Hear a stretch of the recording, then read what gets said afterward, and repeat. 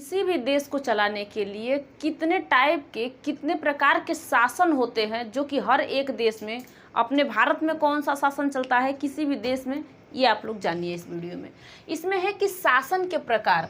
तो यहाँ पे शासन के प्रकार मैं आप लोग को 5 टाइप के यहाँ पे बता रही हूँ। अब कौन सा शासन का प्रकार अपने भारत में चलता है, पहले देखिए। एक होता है तानाशाही। अब तानाशाही क्या होता है, कौन से देश में, कैसे इसको तानाशाही क्या होता है, इसको कैसे चलाया जाता है।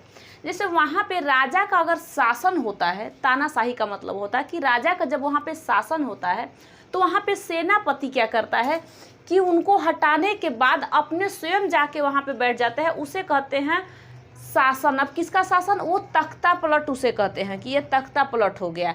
क्या, जैसे राजा का शासन है, अब राजा को हटा दिया गया और जाके वहाँ पे सेना, जो सेनापति है वो जाके बैठ गया उनको हटाने के बाद। यानी कि वहाँ पे क्या हुआ कि यहाँ पे क्या हुआ कि तख्ता पलट हो गया। इसी को हम क्या कहते हैं कि तानाशाही। ऐसे देश कौन सा है, जैसे उत्तरी कोरिया है, लीबिया है, ये सब क्या है कि यहाँ पे ऐसे ही तख्ता पलट होते हैं। कहाँ पे, उत्तरी कोरिया में और लीबिया में। अब इस चीज़ को हटाने के लिए, इस चीज़ पे मतलब सोचने के लिए ऐसे एक व्यक्ति थे, जो ट्यूनीशिया के एक व्यक्ति थे कि उसने क्या किया कि अरब क्रांति इसी पे चालू कर दिया। ये क्यों, क्योंकि उसने क्या किया कि अपने शरीर पे अपने आप को जला दिया, अपने आप को वो व्यक्ति जला दिया। और जलाने के बाद वहाँ पे अरब का क्रांति आ गया, लोग भड़क गए। जब कोई जल जाए, अगर किसी कारण कोई अगर जल जाता है तो लोग वहाँ पे भड़क जाते हैं। वहाँ पे लोगों क्या किए कि लोग सारे भड़क गए, तो उसे कहते हैं ये तानाशाही, या फिर उसे कहते हैं तख्ता पलट। उसी शासन को कहते हैं। तो पहला शासन आपने देखा क्या चीज़, तानाशाही के बारे में, कि तानाशाही क्या होता है, ये उत्तरी कोरिया में मतलब होता है। अब आ जाओ यहाँ पे राजतंत्र। राजतंत्र क्या होता है, यहाँ पे राजतंत्र का मतलब होता है कि जिस देश में राजा का शासन होता है उसे कहते हैं राजतंत्र। जैसे अरब में, यूके में राजा का शासन होता है तो उसे कहते हैं राजतंत्र। अब आप ऐसे भी पहचान सकते हो कि राजतंत्र किसे कहते हैं। जैसे अपने भारत में भी पहले जब अपना भारत आज़ाद नहीं हुआ था तो राजा का शासन होता था ना, राजा भी शासन करते थे, अंग्रेज भी यहाँ पे शासन करते थे, लेकिन राजा भी रहते थे, जिसे हम लोग क्या कहते हैं कि प्रिंसली स्टेट इतने में थे, 552 में, 562 में, ऐसे इतने लोग प्रिंसली स्टेट थे। इस तरीके से मान लीजिए। तो वहाँ पे क्या होता है कि मतलब वहाँ पे एक ही राजा शासन करेगा। कहाँ पे, जो अरब या यूके में है, यहाँ पे हर एक जगह पे कुछ दूरी पे बैठा गए थे। 552 भारत आप जान ही रहे हो कितना है, अब इसी में इतने जगह में बैठा दिया गया था, तो वो नहीं। लेकिन जहाँ पे राजा का शासन होता है उसे कहते हैं राजतंत्र। अब एक तीसरा क्या होता है, साम्यवाद। इसका मतलब क्या होता है, साम्यवाद। अब कौन सा देश है, किस देश में साम्यवाद चलता है, जिसे कम्युनिटी ऑफ चाइना में बहुत तेजी से चलता है। अब इसका मतलब क्या होता है, वहाँ पे जनता और सरकार के स्वामित्व है। मतलब कि जब जनता और जो सरकार है दोनों अपनी संपत्ति हो चाहे कुछ भी, उसमें वो लोग आपस में सम्मिलित होकर काम कर लेते हैं, यानी उसको कहते हैं कम्युनिटी। ठीक है। यहाँ पे आया था माओ सेतु, जो 1949 में आया था। इसको चाइना के सत्ता को अपने हाथों में ले लिया था और इसको चलाना वो स्टार्ट किया था। तो इसे कहते हैं साम्यवाद, यानी कि जनता और सरकार दोनों मिल के इस काम को अगर करता है, लोग जो होते हैं वहाँ पे वो लोग मिल के करते हैं, उसे कहते हैं साम्यवाद। तो तानाशाही, राजतंत्र और साम्यवाद आप समझे।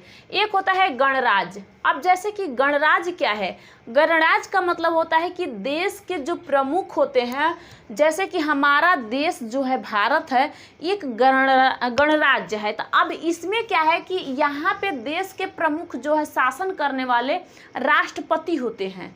कौन, जो राज्य करते हैं, मतलब मेन मुखिया होते हैं, वो राष्ट्रपति होते हैं। इनको कहते हैं रिपब्लिक, यानी गणराज्य कहते हैं। ठीक है। एक होता है लोकतंत्र। शासन के प्रमुख जो होते हैं पीएम होते हैं, जो प्रधानमंत्री होते हैं वो होते हैं क्या चीज़, लोकतंत्र के शासक के प्रमुख होते हैं मुखिया, वो क्या होते हैं, प्रमुख मुखिया होते हैं कि वो शासन करते हैं। अब जो आपने गणराज्य के बारे में देखा जिसमें राष्ट्रपति होते हैं, वो उनका रिपब्लिक यानी कि उनको रिपब्लिक कहा जाता है गणराज्य को। तो अब वहाँ पे कौन होता है, देश के प्रमुख होते हैं राष्ट्रपति। अब एक चीज आप समझना, आपने देखा तानाशाही, राजतंत्र, साम्यवाद, गणराज्य और लोकतंत्र। अब इसमें आप आ जाइए, जो शासन के प्रमुख मुखिया है वो कौन है, पीएम। और आपको ये भी पता है कि हमारा जो भारत है लोकतंत्र और गणराज्य दोनों है, क्योंकि राष्ट्रपति है, इसमें राष्ट्रपति का भी शासन है और राष्ट्रपति भी मुखिया है और पीएम भी मतलब प्रधानमंत्री भी मुखिया हैं। तो इन दोनों लोगों के बारे में आप समझिए क्या है। शासन के प्रमुख ये दो टाइप के होते हैं, एक होते हैं अप्रत्यक्ष लोकतंत्र जो अपने भारत में है अप्रत्यक्ष लोकतंत्र, दूसरा होता है प्रत्यक्ष लोकतंत्र। अब अगर प्रत्यक्ष लोकतंत्र अगर बना दिया जाए तो जितने भी भारत के जितने भी 140 करोड़ जो भी जनता है वो जाके संसद भवन में अगर वोट मारने लगे तो संसद भवन में जगह नहीं मिलेगा लोगों को खड़ा होने का, बैठने की तो बात ही दूर है, और खड़ा होने का भी जगह नहीं मिलेगा। इतना ज़्यादा उसमें तो है नहीं कि एक घर में इतने लोग अट जाएंगे, तो वो नहीं अपना है। प्रत्यक्ष लोकतंत्र नहीं अपना, भारत जो है अप्रत्यक्ष लोकतंत्र है, यानी कि भारत क्या है, भारत अप्रत्यक्ष लोकतंत्र है। अब इस अप्रत्यक्ष लोकतंत्र में दो टाइप के आते हैं, ध्यान से सुनना। जो अप्रत्यक्ष लोकतंत्र है इनमें भी दो टाइप के लोग होते हैं। इनमें क्या होता है कि अध्यात्मक होते हैं, जो वास्तविक औपचारिक, दो होते हैं यहाँ पे जैसे शासन चलाने के लिए, एक होते हैं वास्तविक, एक होते हैं औपचारिक। अब ये दोनों कहाँ पाए जाते हैं, तो यहाँ पे जो राष्ट्रपति होते हैं, जैसे ऐसा कोई अमेरिका, जैसे मान लीजिए अमेरिका है, अमेरिका में औपचारिक तौर पे भी राष्ट्रपति ही काम करते हैं, वहाँ पे और कोई मुख्यमंत्री प्रधानमंत्री नहीं बैठाए जाते हैं। वास्तविक तौर पे भी बैठाए जाते हैं राष्ट्रपति ही, क्योंकि वहाँ पे और लोगों की ज़रूरत नहीं है, सारे काम को यही काम करते हैं। अध्यात्मक इसे कहते हैं, जो अमेरिका में होता है। अब एक होता है संसदीय। अपने भारत में आपको पता है कि संसदीय, संसद जो संसद भवन है, तो अपना भारत क्या है, संसदीय है। इसमें क्या कहा गया है कि औपचारिक तौर पे मतलब जो वोट होता है, वोटिंग का काम औपचारिक तौर पे कौन इनको करता है, किसको औपचारिक तौर पे कौन मुखिया होता है, तो राष्ट्रपति होते हैं औपचारिक तौर पे। कौन, राष्ट्रपति, ध्यान से सुनना, ये राष्ट्रपति हैं।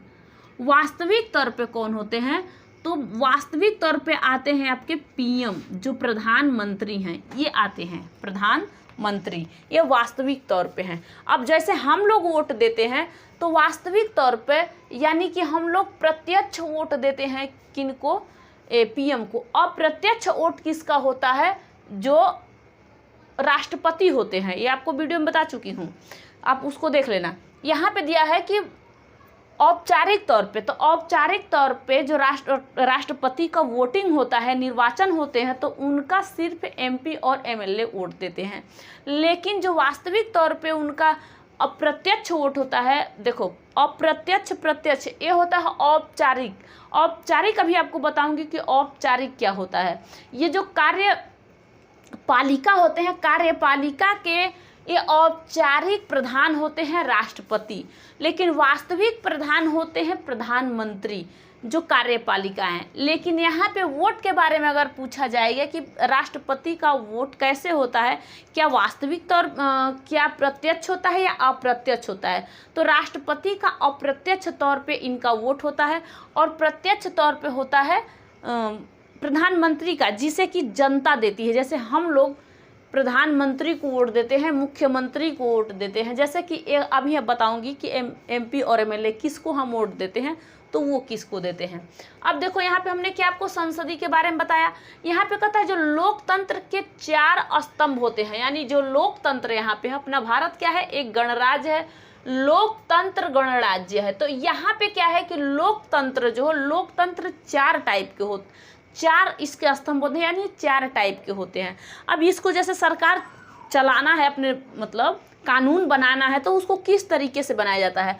एक तो होते हैं विधायिका, विधायिका जिसे कहते हैं लेजिस्लेटिव। एक होते हैं कार्यपालिका, कार्यपालिका।